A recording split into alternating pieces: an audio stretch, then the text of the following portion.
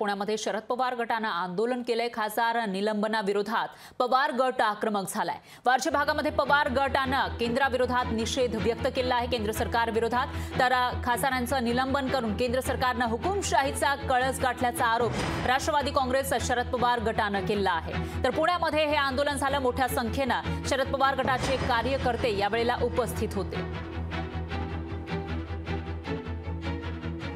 आणि या आंदोलनाचा आढावा घेतलेला आहे आपले प्रतिनिधी अमोल धर्माधिकारी यांनी।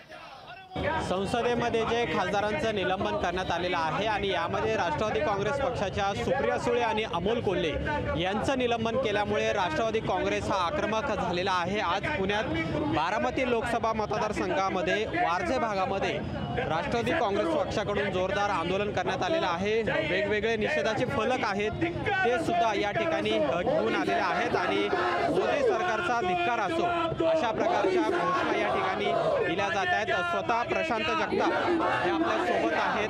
काय सांगाल, काल निलंबन केलेलं आहे, आज तुम्ही निषेध करताय? काल सुप्रियाताई आणि डॉक्टर अमोल कोल्हे 141 खासदारांचं राज्यसभेतून आणि लोकसभेतून या ठिकाणी निलंबन केलेलं आहे। देशाच्या मागच्या 76 वर्षाच्या इतिहासामध्ये पहिल्यांदाच 141 खासदार निलंबित होत आहेत। कुठेतरी विरोधी पक्षाचा आवाज दाबण्याचा हा प्रयत्न आहे। ज्या नका दिल्लीमध्ये 1000 कोटी खर्च करून नवीन संसद भवन बांधलं ते सुरक्षेच्या दृष्टीने किती असुरक्षित आहे।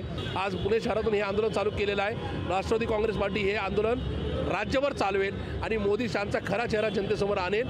या ठिकाणी या देशामध्ये आम्हाला हुकुमशाही पसंत नाही, तर आम्हाला लोकशाहीच हवी। हुकुमशाहीच्या मार्गाने हा देश चाललेला आहे। म्हणजे शेतकऱ्यांचे प्रश्न असतील, सर्वसामान्यांचे प्रश्न असतील, आज एवढं कोट्यावधी खर्च करून तुम्ही ते संसद भवन बांधलं, त्याच्यामध्ये तुम्ही लोकशाहीचा अपमान करताय, संविधानाचा तुम्ही अपमान करताय।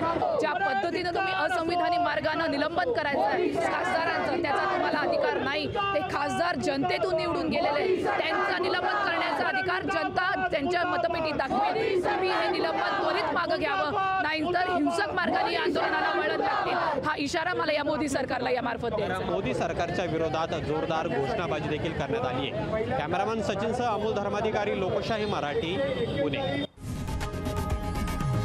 लोकशाही मराठी, ऐका, पहा, जागरूक रहा।